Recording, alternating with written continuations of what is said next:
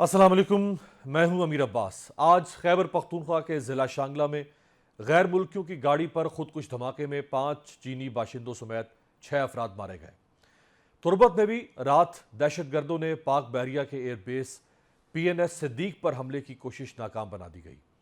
शदीद फायरिंग के तबादले में FC बलूचिस्तान के 24 साला सिपाही नुमान फरीद शहीद हुए। दूसरी तरफ पाकिस्तान में 8 फरवरी 2024 को आम इंतखाबात तो हो गए, लेकिन सियासी इस्तेहकाम दूर दूर तक नजर नहीं आ रहा। आज सदर मुमलकत आसिफ अली जरदारी से वज़ीर आज़म शहबाज शरीफ ने एक अहम मुलाकात की है। इस मुलाकात में सदर आसिफ अली जरदारी और वज़ीर आज़म शहबाज शरीफ ने मुल्क की मजमूई सियासी और मुआशी सूरत हाल पर तबादला ख्याल किया। यहाँ सवाल यह है कि क्या महंगाई में इजाफे जैसे मुश्किल मुआशी फैसलों में भी पीपल्स पार्टी शहबाज हुकूमत को सपोर्ट करेगी। दूसरी जानिब आज अडयाला जेल में मीडिया से बात करते हुए इमरान खान ने कहा कि चीफ जस्टिस काजी फायज ईसा से कहना चाहता हूं कि तहरीक इंसाफ की 25 मई की पटिशन को सुना जाए और 9 मई वाकयात की तहकीकात के लिए जुडिशल कमीशन बनाया जाए। 9 मई वाकयात पर अब तक कोई इंक्वायरी नहीं की गई। उन्होंने कहा कि 9 मई की बुनियाद पर एक सियासी जमात को ख़त्म किया जा रहा है। यह सब कुछ एक लंदन प्लान के तहत किया जा रहा है। मुझे अंदर करना था और नवाज शरीफ को लाना था। नवाज शरीफ, उसके बच्चों और जरदारी के केसेस को ख़त्म कर दिया गया है। उन्होंने मुतालबा किया है कि 8 फरवरी पर भी जुडिशल इंक्वायरी करवाई जाए। इंतखाबात में अक्सरियत को अकलियत में तब्दील कर दिया गया। इमरान खान ने कहा कि इलेक्शन कमीशन जिसने खुद धांधली करवाई वो कैसे इंक्वायरी कर सकता है। धांधली ज़दा इलेक्शन से बनने वाली हुकूमत और सदर जरदारी की कोई हैसियत नहीं। हुकूमत गिराने के बेनिफिशरी हुकूमत में बैठ गए तो इंक्वायरी कैसे हो सकती है। पीपल्स पार्टी के मरकजी तर्जुमान फैसल करीम कुंडी ने भी दावा किया है कि तहरीक इंसाफ में फॉरवर्ड ब्लॉक बन चुका है। यहाँ सवाल यह है कि क्या पीपल्स पार्टी हुकूमत और ऑपोजिशन को करीब लाने और सियासी दर्जा हरारत कम करने के लिए कोई कोशिश कर रही है या नहीं। हमारे साथ मौजूद हैं पाकिस्तान पीपल्स पार्टी के सीनियर मरकजी तर्जुमान और पंजाब में सबसे तवाना आवाज़ पीपल्स पार्टी की नदीम अफजल चंद साहब। शुक्रिया चंद साहब। चंद साहब, एक से बढ़कर एक दहशतगर्दी का वाक़या, कहाँ जा रहे हैं हालात? देखिए जी, ये मैं समझता हूँ इस वक्त मुल्क का नंबर 1 मसला ही दहशतगर्दी है और पिछले कई सालों से हम इस भुगत रहे हैं इस बीमारी के साथ। और पाकिस्तान ने जितना नुकसान उठाया शायद ही खित्ते में किसी मुल्क ने इतना नुकसान उठाया। लेकिन देखना यह है कि क्या हमारे पॉलिसी मेकर, हमारे सियासतदान, हमारी गवर्नमेंट्स, हमारी पॉलिटिकल जमातें, हम क्या तैयारी क्या कर रहे हैं इससे निपटने के लिए। नेशनल एक्शन प्लान पहले बना, अमल हुआ, ऑपरेशन भी हुए, लेकिन कोई भी ऑपरेशन होता है जब तक उसकी पॉलिटिकल ओनरशिप ना हो वो ऑपरेशन कभी कामयाब, उस वक्त ओनरशिप मिली तो ऑपरेशन कामयाब हुआ। अब मेरे ख्याल में फिर पूरी कौम को फ़ौज पाकिस्तान के पीछे खड़े होने की ज़रूरत है और उसमें यही तरीका निकल सकता है कि तमाम पॉलिटिकल फोर्सेस एक टेबल पर बैठें और नेशनल एक्शन प्लान पे अमल करें। और मैं समझता हूँ बाकी मुज़ाकरात भी इस खित्ते में तमाम ममालिक के साथ मुज़ाकरात होने चाहिए, क्योंकि अल्टीमेटली ये खित्ते में जब ये दहशतगर्दी, ये जंग रहेगी तो सारे ममालिक के नुकसान है। हमने हर एक मुल्क ने गुर्बत के साथ लड़ना है।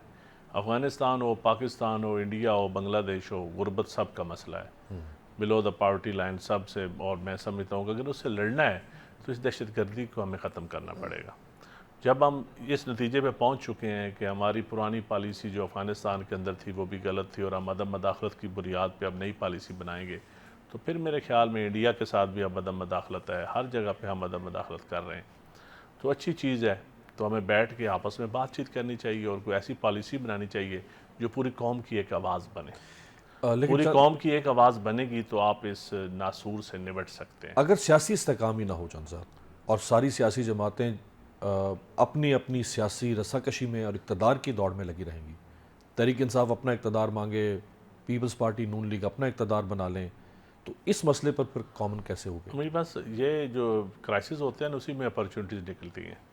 दहशतगर्दी का जो क्राइसिस है इसी से मैं समझता हूँ कि हम इकट्ठे हो सकते हैं। ये एक ऐसा पॉइंट है जिसके ऊपर सब जमातें इकट्ठी हो सकती हैं, तमाम स्टेक होल्डर इकट्ठे हो सकते हैं और इसी क्राइसिस के अंदर ही हम अपनी स्टेबिलिटी भी ला सकते हैं, हम इस्तेकाम अपने निज़ाम में भी ला सकते हैं। लेकिन ये सेंटर ऑफ ग्रेविटी जो होगा ना, ये दहशतगर्दी को बना लें। دہشت گردی اس وقت دیکھیں روز ہمارے اب چائنیز لیبر کے اوپر، کبھی تربت میں، کبھی بلوچستان میں، کبھی KPK میں، ہر دوسرے دن ایک دہشت گردی ہو رہی ہے. پیچھے ہمارے کرنل، ہمارے میجر، ہمارے جوان شہید ہوئے. تو آخر ہم کب تک اس طرح نپٹتے رہیں گے؟ ہم کلیئرٹی ہمیں لانی پڑے گی کون دہشت گرد ہے، کس سے ہم نے بات چیت کرنی ہے. افغانستان کے لیے ہم نے بہت بڑی قربانیاں دی ہیں اتنے سال. ہم نے ان مہمانوں کو سنبھالا ہے، ان کے لیے ہم نے رشیا کے خلاف ہم فرنٹ لائن کے اوپر آپ نے جنگ لڑی ہے. تو اس کی قیمت ہمیں دہشت گردی کی صورت میں تو ہمیں نہیں ملنی چاہیے تھی. ہمارے بڑے مذہبی جماعتیں تو ترقی کر گئیں لیکن ملک پیچھے چلا گیا. ہزاروں لاکھوں لوگ شہید ہوئے، لاکھوں لوگ بے گھر ہوئے، لاکھوں جانیں گئیں. پوری ہم نے اتنے جوان شہید کیے، سولین اتنے شہید ہوئے، لوگوں کے کاروبار تباہ ہوئے. مذہبی منافرت تو آپ چند صاحب یہاں تک دیکھیں نا کہ جب تحریک انصاف فیصلہ کرتی ہے MWM میں شامل ہونے کا تو اس پر بھی دباؤ آ جاتا ہے، اور وہ ایک خاص، میں اس حساس بات ہے میں اس طرف نہیں جاتا، لیکن اس پر بھی دباؤ آتا ہے اور اس کو اس اتحاد کو چھوڑ کے ایک اور جماعت میں شامل ہونا جب پولیٹیکل جماعتیں کمزور ہوں گی نہیں تو یہ آسرا لیں گی تو پھر یہ ایسے تو چلتا رہے گا. عدم برداشت ایک دوسرے عدم برداشت تو ہے اس ملک میں، بالکل ہے. اور یہ کیسے ختم ہو سکتی ہے؟ یہ پولیٹیکل جماعتیں ختم کر سکتی ہیں. اور پولیٹیکل جماعتوں کو چاہیے کہ ہم ایک دوسرے کے یہ برداشت پیدا کریں، یہ شدت، یہ پولرائزیشن یہ ختم ہو، ہم آگے چلیں. اور بالکل پیپلز پارٹی کا تو فیس اس لحاظ سے بہت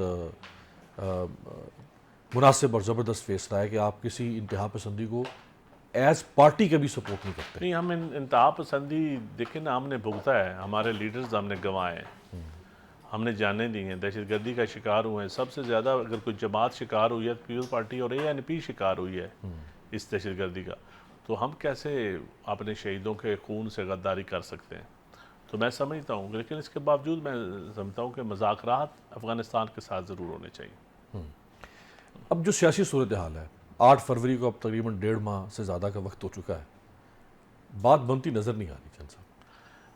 میری بات اس لیے بنتی ابھی تک میرے خیال میں جو سٹیبلٹی ہے نا پولیٹیکل جماعتوں کے اندر، شدت بیان اسمبلی کے فلور پر، آؤٹ آف اسمبلی، پھر لوگ جیلوں میں ہیں، پھر روزانہ ایک دوسرے پہ کبھی قتل کی دھمکیاں، کبھی کوئی بیانات، ایسے عدالتوں کے اندر کیسز میں شدت. تو پھر اس وجہ سے تھوڑا سا ماحول تو گرم ہے. لیکن میں سمجھتا ہوں کہ اس ماحول کو ٹھنڈا کرنے میں 1 ہفتہ لگے گا اگر ہم نیت ہماری بن جائے سب کی تو. اور تمام سٹیک ہولڈرز کو اور پولیٹیکل جماعتوں کو بیٹھنا پڑے گا اور یہ باور کرانا پڑے گا کہ ہم ایک دوسرے کے دشمن نہیں ہیں. غلطیاں سب سے ہوئی ہیں، غلطیاں تسلیم کرنی پڑیں گی، آگے بڑھنا پڑے گا. غلطیاں تسلیم کر کے ایک دوسرے سے جو گیو اینڈ ٹیک کریں، معافی مانگیں، جو بھی کریں قوم کے لیے، غربت کے لیے، مہنگائی کے لیے، اس قوم کے بچوں کے لیے. یقین جانے نیچے جب عوام کے پاس جاتے ہیں، اپنے دیہاتوں میں، اپنے حلقے میں جاتے ہیں لوگ بہت مشکل حالات میں.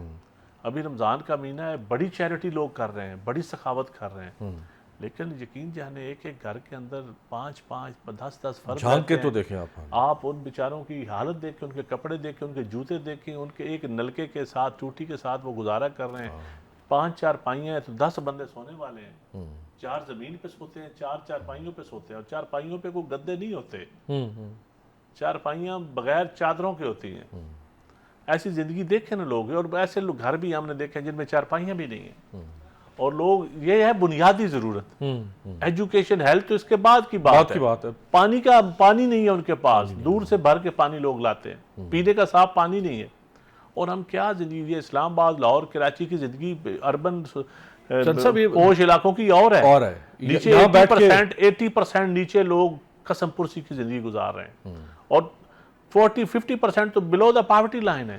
کراچی کلفٹن میں، لاہور ڈیفینس میں یا اسلام آباد F6 میں بیٹھ کے تو پاکستان بہت اچھا لگتا ہے، لیکن اصل پاکستان تو وہ ہے. آپ روات سے تھوڑا اگر بائیں طرف مڑ جائیں تو آپ کو یہی، آپ اسلام آباد کی کچی وادیوں میں چلے جائیں، اسلام آباد کی کچی وادیوں میں چلے جائیں، پنڈی کی چلی جائیں، آپ GT روڈ پہ جائیں، موٹر وے کے ساتھ ساتھ جائیں. موٹر وے سے آپ جو ہی چکوال سے آگے جاتے ہیں تو جیلم کی دودھ میں لوگ پانی، وہاں گدے اور انسان آج بھی ایک جگہ سے پی رہے ہیں. بالکل ایسے. تحصیل پنڈ دادن خان کی حالت دیکھیں. آگے آپ ہمارے علاقوں میں چلے جائیں، کسان کاشتکار تباہ ہو چکا ہے. سٹرس تباہ، گندم کو بیماریاں لگ گئیں، موسمیاتی تبدیلی کا وہ شکار ہے. اب کسان خوشحال نہیں ہوگا تو ملک کیسے خوشحال ہو؟ عام آدمی کو کیسے روٹی دیہاتوں میں ملے گی؟ 80-70% تو لوگ آپ کے دیہاتی بیک گراؤنڈ کے اس اکانومی کے ساتھ جڑے ہوئے ہیں. لیکن میں سمجھتا ہوں حکومتوں کی ذمہ داری ہے. مریم نواز کو آپ چونکہ آپ کی کانسٹیٹوئنسی ہے پنجاب، تو مریم نواز کو آپ کیسا کام کرتے پا رہے ہیں؟ دیکھیں وہ کوشش کر رہی ہیں، ہماری نیک خواہشات ہیں ان کے لیے، میری دعا ہے کہ وہ کامیاب ہوں، کوشش کر رہی ہیں. لیکن میں آج کچھ 2-3 جگہ پہ یہ کہہ چکا ہوں، ہمیشہ کہتا ہوں کہ ہمارا بیوروکریٹک سسٹم تباہ ہو چکا ہے. اس بیوروکریٹک سسٹم میں مریم نواز ہو یا ندیم افضل چان ہو، کوئی ڈیلیور نہیں کر سکتا.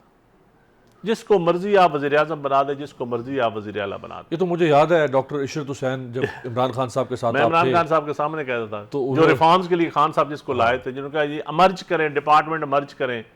بھائی بھرتی کا طریقہ کار غلط، سمپل سی بات ہے. وہی سے کام خراب ہو یہ جاتا نظام گورے نے بنایا تھا. گورا اس نظام کو اپنے ملک میں کیوں نہیں لاگو ہے. کرتا؟ اتنا اچھا نظام ہے تو وہ بھی چلا لینا. یہ جوڈیشل سسٹم گورے کے نظام کیوں؟ جیوری ہے وہاں پہ، اور نظام ہے. کوئی ہمارا سسٹم اس طرح کا سسٹم نہیں ہے ان کے. تو ہم گورے کے سسٹم کو ہم نے اڈاپٹ کیا ہوا ہے، جو ایک سیکورٹی سٹیٹ کا تو ہو سکتا ہے، جو ایک ویلفیئر اسٹیٹ کا نہیں ہو سکتا. علیحدگی پسندوں کو کنٹرول کرنے کے لیے ہو سکتا ہے، وائس رائے ہر ضلع میں ڈی سی ڈی پی او کی صورت میں بیٹھا ہو، وہ نظام تو ہو سکتا ہے. لیکن ویلفیئر اسٹیٹ کا نہیں ہو سکتا. آپ لوگوں کو روٹی نہیں دے سکتے، پانی نہیں دے سکتے اس نظام میں. آپ زراعت نہیں بہتر کر سکتے بغیر سائنٹسٹ کے، ایگریکلچر کے. یہاں تو ڈی ایم جی کا بابو بیٹھا ہوا ہے، وہ سائنسدان کو کیا سمجھے، وہ ڈاکٹر کو کیا سمجھے. جو ڈاکٹر 5 سال پڑھ کے آتا ہے وہ اس رٹے باز کے آگے ہار مان جاتا ہے، اور رٹے باز اس کی ACR لکھتا ہے. ACR لکھتا ہے. یہ زبردست بات. تو یہ نظام بابوؤں کے لیے بنا ہے، اشرافیہ کے لیے بنا ہوا ہے. ایک طبقہ بنایا گیا جس کو پھر استعمال کیا جاتا ہے. ابھی آپ الیکشن میں دیکھ لیں ہم نے استعمال کیا، اس سے پہلے ہم ان کو استعمال کرتے ہیں. یہ تو ROs وہی تھے نا، بیوروکریسی کے لوگ. وہ DROs بیوروکریسی یہ ایک نظام بنایا اس لیے گیا نا کہ ان لوگوں کو جب مرضی استعمال کر لیں، آپ جہاں کر لیں. صرف ایک پلاٹ کی بجائے 2 پلاٹ دے دیں، سمپل سی بات. اور اچھی پوسٹنگ دے دیں، GOR میں گھر دے دیں، 2 گھر دے دیں، ایک لاہور دے دیں، ایک اسلام آباد دے دیں، ریٹائرمنٹ پہ ایک گھر دے دیں، 2 پلاٹ دے دیں، بس فارغ، وہ خوش باش ہیں. چند صاحب مجھے یاد ہے بلاول صاحب نے 9 مئی کے اوپر جب اسمبلی بنی الیکشن کے بعد، تو انہوں نے مطالبہ کیا پرائم منسٹر سے کہ آپ اس کے اوپر ایک کمیشن بنائیں، جو سزاوار ہے اس کو سزا ملنی چاہیے، اور جو بے قصور ہے اس کو اس سے باہر آنے دیا جائے.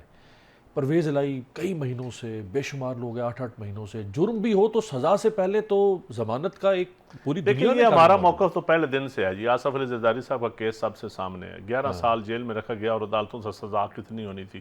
11 تو نہیں ہو رہی تھی. 11.5 سال 12 سال جیل میں رکھا گیا ہے. تو اگر میں آصف علی زرداری کے لیے رونا روتا تھا اور یہ بات کرتا تھا، تو میں آج پرویز الہی کے لیے بھی وہی انصاف مانگوں گا، وہی عدل مانگوں گا. یہ بات سارے سیاستدان نہیں کر رہے نا، یہ تو آپ یا ایک آدھ کوئی اور کرے نہ کرے، میرے خیال میں عدل کا تقاضے کے بغیر باقی تو سب کہہ رہے ہیں کہ ٹھیک ہے، دبا نہیں کے سر، عدل رکھیں، ہونا تن کے چاہیے، رکھیں. بالکل عدل ہونا چاہیے. یہ غلط بات ہے، بالکل غلط بات ہے.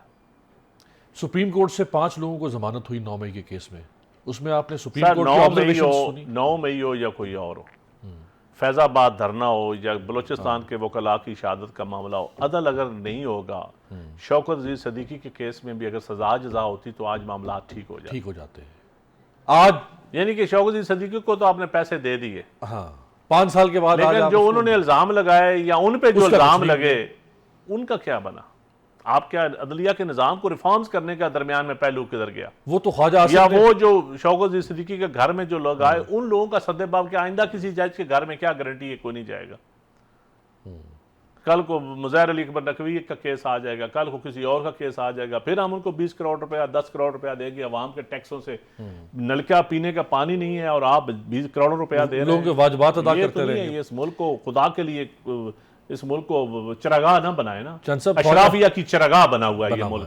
پاسچر چند صاحب، خواجہ آصف صاحب نے کہا نا کہ یہ جنرل باجوہ اور جنرل فیض حمید کو بلانا چاہیے پارلیمنٹ میں، اور اگلے دن انہوں نے پھر کہا کہ نہیں، مطلب میں یہ نہیں کہنا چاہتا تھا، اگر گستاخی، انہوں نے ان کے الفاظ ہیں کہ اگر گستاخی ہو گئی ہے تو میں تو گستاخی نہیں کرنا چاہتا تھا. تو وہ شوکت عزیز صدیقی اور سوچنا چاہیے تھا کہ گستاخی کی گنجائش نہیں ہے یہاں، اور ہمارے نظام میں اتنی طاقت بھی نہیں ہے کہ ہم گستاخیاں یہاں ہو سکے یا کسی طاقتور کا احتساب ہو سکے. ہمارا نظام، جمہوری نظام بہت کمزور ہے، ہمارا جوڈیشل سسٹم بڑا کمزور. ہم نے اس نظام کو سٹرانگ کرنا ہے، اور سٹرانگ کرنے کے لیے ہم نے سٹرگل کرنی ہے، سیاسی جماعتوں نے کرنی ہے. ہم نے صرف ایک دوسرے کو نیچا دکھانے کے چکروں میں لگے رہے تو نظام سٹرگل آگے نہیں بڑھے گا، تو مضبوطی نہیں ہوگی. نہیں بھگتیں گے پھر صرف جیسے آصف زرداری 11 سال سارے لوزر ہیں، سارے لوزر ہیں، ساری پولیٹیکل کلاس لوزر ہے. کوئی آج لوزر ہوگا، کوئی کل ہوگا، کوئی 2 دن بعد ہوگا، کوئی 1 سال پہلے تھا، کوئی 5 سال پہلے تھا. الٹیمیٹلی سب لوزر ہو گئے، ایک سائیکل چلے گا. چاہے صاحب زرداری صاحب اب دوسری دفعہ صدر صرف اب مقصد بنے ہوئے، نام چینج ہوتے ہیں، صحیح ہے. کریکٹر بدلتے ہیں. آخر میں یہ بتا دیں کہ چونکہ اب زرداری صاحب دوسری دفعہ صدر بننے کا واحد اعزاز کسی کو اگر آپ پاکستان میں حاصل ہے ان کو ہے، وہ ایک عمر کے بھی خاص حصے میں اب ایلڈر کلاس میں آ چکے ہوئے ہیں. کیا کردار وہ ادا کر سکتے ہیں بطور صدر اور ایک پارٹی کے سربراہ کے ہمیشہ کے لیے اس ملک میں ایک civilian supremacy, democracy, human rights, constitutionalism کیا ہو سکتا ہے؟ دیکھیں جی، شہید بی بی نے بھی ریکنسلیشن کی بات کی تھی، ٹروتھ اینڈ ریکنسلیشن کمیشن کی بھی بات ہوئی. تمام سٹیک ہولڈرز کو ہمیں آگے چلنا پڑے گا. ہمیں پولیٹیکلی اس نظام کو ایک دفعہ ایمسٹی دینی پڑے گی. جس طرح ہم نے بزنس ٹائکون کو ایمسٹی دی، بار بار دی ہے ان کو، بار بار دی. ایک دفعہ سیاست کو بھی دیکھ لیں، ایک دفعہ سیاستدانوں کو بھی دے لیں. جو غلطیاں ہوئیں اس کو بھول جائیں، آگے چلیں. کہا سنا معاف. اور پیپلز پارٹی اس میں اپنا رول ادا کرنے کے لیے تیار ہے. اس بات کی کیا گارنٹی ہے کہ آئندہ سے عام ٹوسٹنگ نہیں ہوگی سیاستدانوں کی؟ دیکھیں جب آپ نظام ٹھیک کریں گے نا جی، آپ نظام الیکشن کا نظام ٹھیک کریں گے، آپ اپنا نظام حکومت ٹھیک کریں گے، ہم بیٹھ کے کچھ ٹی او آرز بنا لیں گے کہ کوئی اس ملک کو کھائے گا نہیں، کوئی نچوڑے گا نہیں، کوئی مراد اس وقت تک نہیں لے گا جب تک اس ملک کی عوام قدرے بہتر نہیں ہو جاتے. گورنر بن رہے ہیں پلاٹوں سے، پنجاب کے گورنر ان بن رہے پلاٹوں سے، ان مراض سے. گورنر دیکھا جائے گا جو پارٹی فیصلہ کرے گی. میں اتنا لیکن کیوں مخالفت کیوں آپ کی ہو کوئی رہی ہے؟ پتہ نہیں جی، مجھے کوئی پتہ نہیں مخالفت ہے. ایک میڈیا پہ ایک تو پی ایم ایل این آپ کو میڈیا پہ سنتے ہیں، مجھے کوئی پتہ اپنے نہیں. لیے سچی سیاسی بات ہے. خطرہ مجھے سمجھتی ہے. کوئی ایسی بات کا کسی کا نہیں پتہ. کوئی اور بھی آپ کو سیاسی خطرہ سمجھتا ہے اپنے لیے؟ نہیں، میں کسی کے لیے عام آدمی ہوں. میں کسی عام آدمی خطرہ نہیں ہوتا. ویسے تو آپ ایک ہمبل، نہیں، میں عام آدمی ہوں. عام down to earth, ground to earth نہیں، آپ ڈاؤن ٹو ارتھ ہیں. لیکن چھوٹے سے مطلب مڈل کلاس گھرانے کا ایک چھوٹا سا پولیٹیکل ورکر ہوں. میرے سے کیا خطرہ ہونا ہے کسی. لیکن اگر زرداری صاحب ریوائیو کرنا چاہتے ہیں پنجاب میں پیپلز پارٹی، انشاءاللہ پیپل پارٹی ریوائیو ہوگی. کوئی ورکر پیپل پارٹی ریوائیو ہوگی. ہمیں اپنی جماعت کی ہیرارکی بنانی پڑے گی. اپنی جماعت میں پرانا بھٹوازم نئی نسل کو بتانا پڑے گا کہ بھٹوازم کیا تھا، روٹی کپڑا اور مکان کا بیسک منشور کا مقصد کیا تھا. ہمیں گورننس کا ماڈل دینا پڑے گا. ہمیں ایگریکلچر پالیسی دینی پڑے گی. ہمیں ایجوکیشن پالیسی بتانی پڑے گی. ہمیں اس بیوروکریسی میں ریفارمز کرنے کے لیے ایک ماڈل دینا پڑے گا.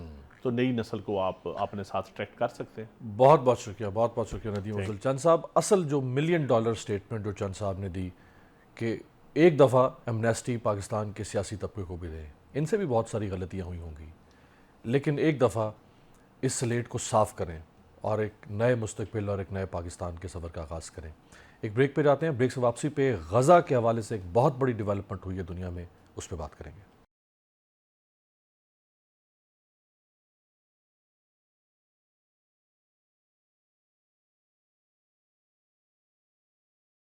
بریک کے بعد خوش آمدید. اقوام متحدہ کی سلامتی کونسل میں کل تقریباً 5.5 ماہ بعد غزہ میں اسرائیلی حملے رکوانے کی قرارداد منظور کر لی گئی ہے.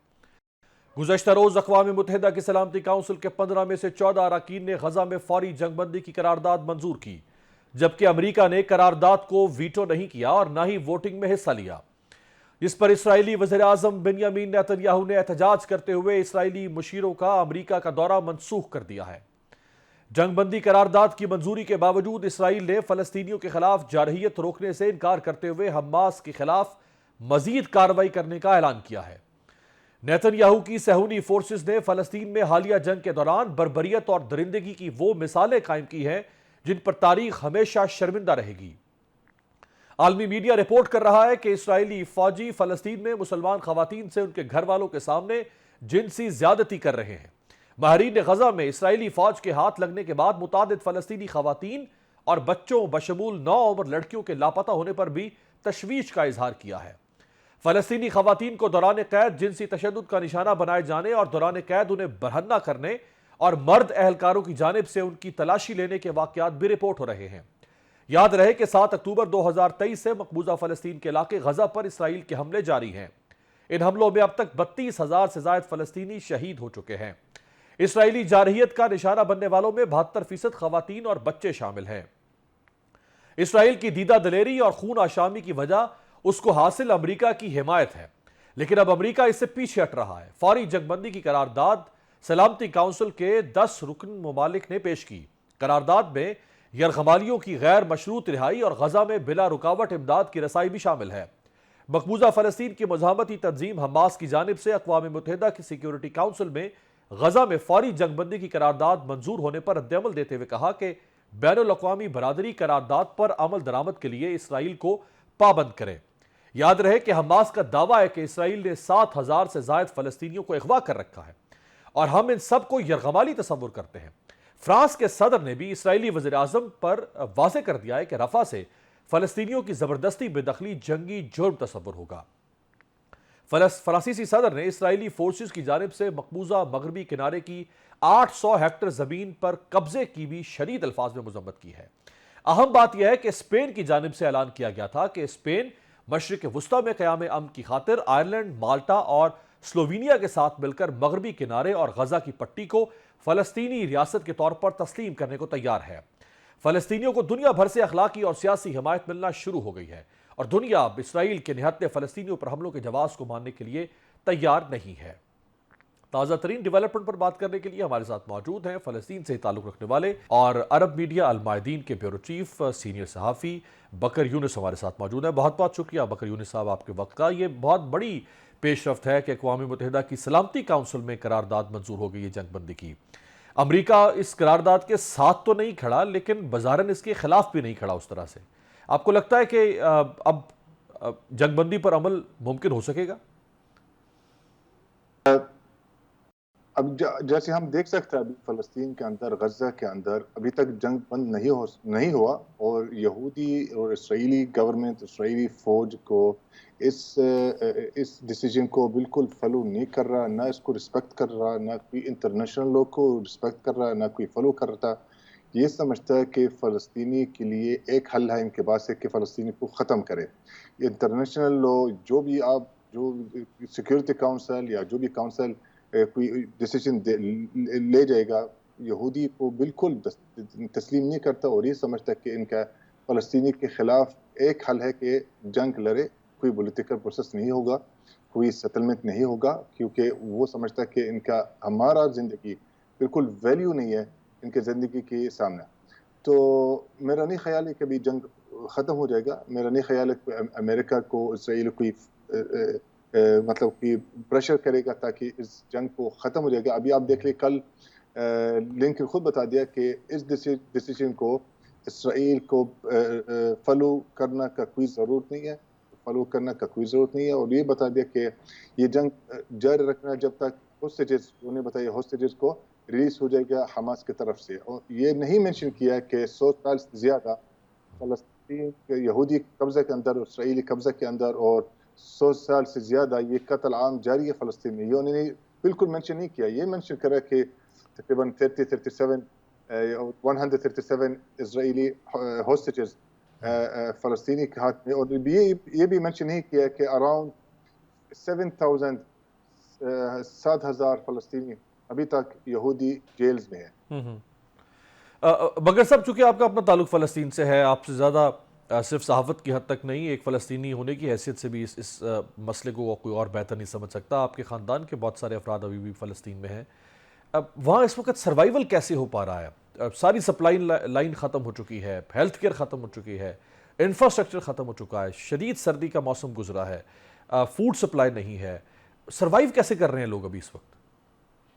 لوگ سروائیو نہیں کر رہا، لوگ تو اب شاید آپ دیکھ رہے ہیں خبریں میں، لوگ تو ہر منٹ میں شہید جا رہا ہے، لوگ تو کدھر سروائیو کر رہا، سروائیو کسی کو نہیں کر رہا، لیکن لوگ کو یہ سمجھتا ہے کہ یہ ہمارا مسجد الاقصی قبلہ اول سیکریفائس کے لیے ہم نے یہ کر رہا ہے، کیونکہ ہم نے یہ تو ہم ویلیو کرتے ہیں نا، آپ کو پتہ ہے یہ ایک مقدس جگہ مسلمان کا، تو لوگ یہ سمجھتا ہے کہ ہمارا جان حاضر ہے قبلہ اول کے لیے، قبلہ اول کے لیے ہم نے جان دے رہا، قبلہ اول کے لیے ہمارا خون دے رہا، قبلہ اول کے لیے ہمارا پورا یہ جہاد کر رہا ہے، کیونکہ ہم یہ سب فلسطینیوں کی سمجھتا ہے کہ یہ ہم نے پورا چیز سیکریفائس کرنا ہے، لیکن قبلہ اول کو ریسکیو کرنا چاہیے، یہودی کے ہاتھ سے نکالنا چاہیے، تو اس لیے یہ جنگ کر رہا ہے، اس لیے یہ لوگ کو آپ بولتے ہیں سروائیو کیسے کر رہا ہے، سروائیو نہیں کر رہا، لیکن یہ ایکچولی دے آر سیکریفائسنگ، یہ سیکریفائس کر رہا تاکہ اس جگہ کو آزاد ہو جائے گا یہودی کے ہاتھ سے۔ بکر صاحب یہ جو ریزسٹنس ہے فلسطینی قوم کی، سرنڈر نہ کرنا، اور حماس کے ساتھ کھڑے ہو جانا، یہ ریزسٹنس کیسے ممکن ہو پا رہی ہے؟ یہ یعنی انسانی شعور میں آنے والی بات نہیں ہے کہ اتنی بڑی طاقت جس اسرائیل اور اس کے ساتھ جس طرح امریکہ اور عالمی طاقتیں کھڑی ہیں، ان کے سامنے ایک چھوٹی سی قوم کا چند لاکھ لوگوں کا مزاحمت کرتے ہوئے کھڑے ہو جانا، یہ مزاحمت کیسے ہو پا رہی ہے؟ دیکھیں، ابھی فلسطین کے اندر جو لوگ ہیں، فلسطینیوں غزہ میں یا ویسٹ بینک میں، یا 1948 فلسطینی جو کب سے ہوا، جو اس کے اوپر اسرائیل بنایا، لوگ ہی نہیں کبھی نہیں بھول گیا کہ یہ ہمارا حق ہے اور یہ ہمارا مقدس جگہ، اور ہم نے اس کے لیے پورا زندگی، پورا جان، پورا خون، پورا ہر چیز کو سیکریفائس کرنا چاہیے۔ اس انڈرسٹینڈ میں اور اس عقیدے کے اوپر سب لوگ اکٹھا ہو گیا، اور یونٹی آ گیا نا فلسطین کے اندر۔ اس یونٹی سے ہم جہاد کر رہے، اس یونٹی سے ہم یہ مزاحمت کر رہا نا، کیونکہ دیکھیں ابھی 17 سال سے غزہ اندر سیج تھا، محاصرے کے اندر تھا، ٹھیک ہے۔ اس 17 سال کے اندر ہم نے سرنڈر نہیں کیا، 17 سال کے اندر ہمارا اپنا اسلحہ بنا دیا، ہمارا اپنا ویپنز کو خود بنا دیا فلسطینیوں نے، اور کیونکہ ان کو یہ بتا کہ ایک حل ہے یہودی کے خلاف ہے کہ ہم جنگ چلے، جنگ کو شروع کریں۔ جنگ کے بغیر ہمارا کوئی انٹرنیشنل لا یا کوئی انٹرنیشنل کمیونٹی یا یونائٹڈ نیشن ہمارا حق کبھی نہیں دے گا۔ تو اس لیے یہ سمجھتا ہے کہ دیکھیں ہم نے ضرور کرنا، اور جگہ نہیں، اور یہ سمجھتا ہے کہ ان کے پاس امریکہ ہے، ان کے پاس پورا انٹرنیشنل کمیونٹی ہے، یونائٹڈ نیشن ہے، لیکن ہمارا پاس ایک اس سے بڑا، ہمارا پاس امریکہ کا خالق ہے، ہمارا پاس اسرائیل کا خالق ہے، ہمارا پاس اللہ سبحانہ تعالیٰ، تو ہمارا ساتھ اللہ سبحانہ تعالیٰ، اس لیے ہم یہ سمجھتا ہے کہ اللہ سبحانہ تعالیٰ ہمارا ساتھ۔ اور اب دیکھیں ابھی 168 ڈیز یہ جنگ چل رہا، اور اس ابھی تک نہ کوئی سرنڈر کیا، نہ یہودی اور اسرائیلی فلسطین غزہ کے اندر کوئی مطلب جگہ کو یا مطلب فائٹرز کو بکر سکتا۔ اس کا مطلب جنگ ہماری طرف سے چل رہا ہے، ہمارا طرف یقین ہے، ہماری طرف ایک عقیدت ہے کہ اللہ ہمارا ساتھ ہے۔ آخر میں یہ فرمائے گا کہ اقوام متحدہ کی سلامتی کونسل کی قرارداد اسپین سے لے کے، سلوینیا سے لے کے، اور باقی مالٹا سے لے کے باقی یورپی ملکوں کا آپ کے ساتھ کھڑے ہو جانا، مسلم دنیا کو آپ کہاں دیکھتے ہیں؟ مسلم ممالک کو کہاں دیکھتے ہیں؟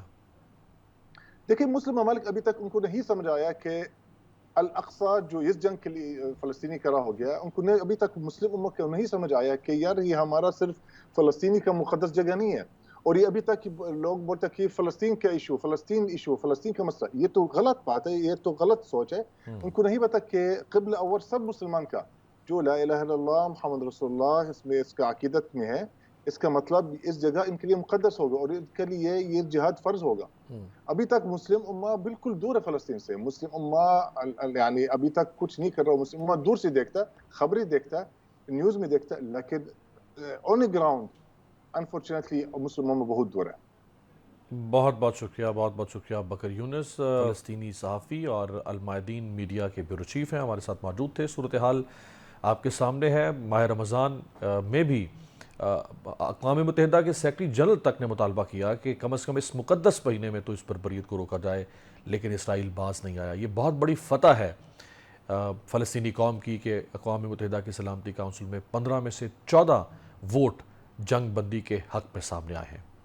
ایک بریک شامل کرتے ہیں، بریک کے بعد بات کریں گے پاکستان کی معیشت کے حوالے سے کچھ اہم ڈیولپمنٹس ہو رہی ہیں، اور شہباز شریف ابھی بھی مایوسی کہیں نہ کہیں ان کے الفاظ میں نظر آ رہی ہے۔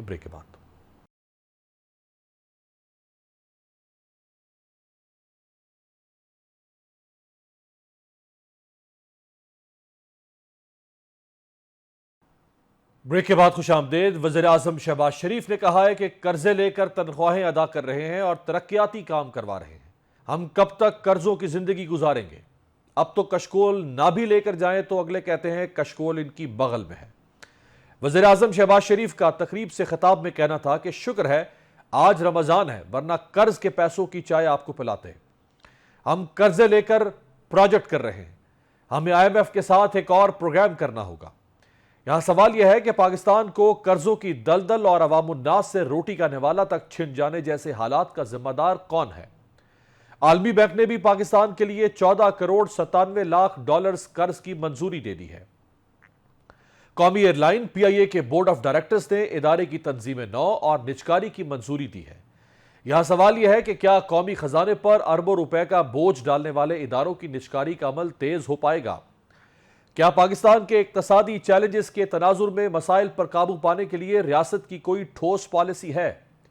کیا عوام قرضوں اور ان قرضوں پر سود کی ادائیگیوں کی وجہ سے پیدا ہونے والی مہنگائی کا بوجھ زیادہ دیر تک اٹھا پائیں گے؟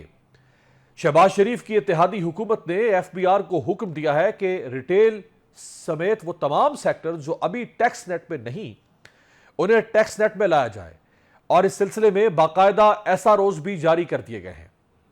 ہر دکان، ہسپتال، ڈاکٹر، کلینک، وکیل، شاپس، ریٹیلرز کو ٹیکس دینا ہوگا۔ انہیں پوائنٹ آف سیلز دیے جائیں گے۔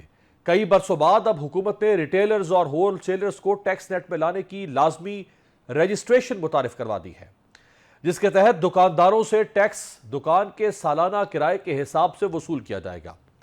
اس اسکیم میں wholesaler, dealer, retailer, manufacturer cum retailer, importer cum retailer اور دیگر کاروباری افراد شامل ہیں۔ اس اسکیم کا اطلاق 1 اپریل سے ہوگا۔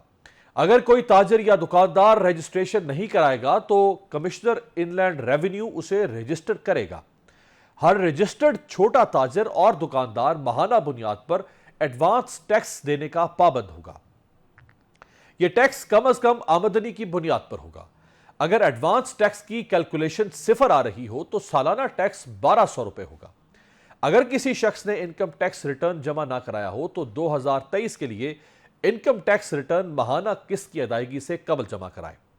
1 سال کا واجب الوصول ٹیکس الگ کمپیوٹرائزڈ پیمنٹ رسید کے ذریعے جمع کرایا جائے۔ اس کے لیے پیمنٹ سلپ ID بھی تیار کی جائے گی۔ حکومت کا یہ انتہائی بہتر قدم ہے، اور اس سے پہلے کوئی اور سیاسی حکومت یہ فیصلہ کرتے ہوئے گریز کر رہی تھی۔ تحریک انصاف کی حکومت میں اسی نوعیت کا ایک فیصلہ کرنے کی کوشش کی گئی، لیکن دباؤ کی وجہ سے، سیاسی دباؤ کی وجہ سے یہ فیصلہ تحریک انصاف کی حکومت نہ کر سکی۔ اب دیکھتے ہیں کہ شہباز شریف اور ان کی حکومت اس فیصلے پر کس حد تک اور کب تک کاربند رہ پائے گی۔ آج تک کے لیے اتنا ہی۔ آپ سے ملاقات ہوگی کل۔ دیکھتے رہیے گا جمہوریت۔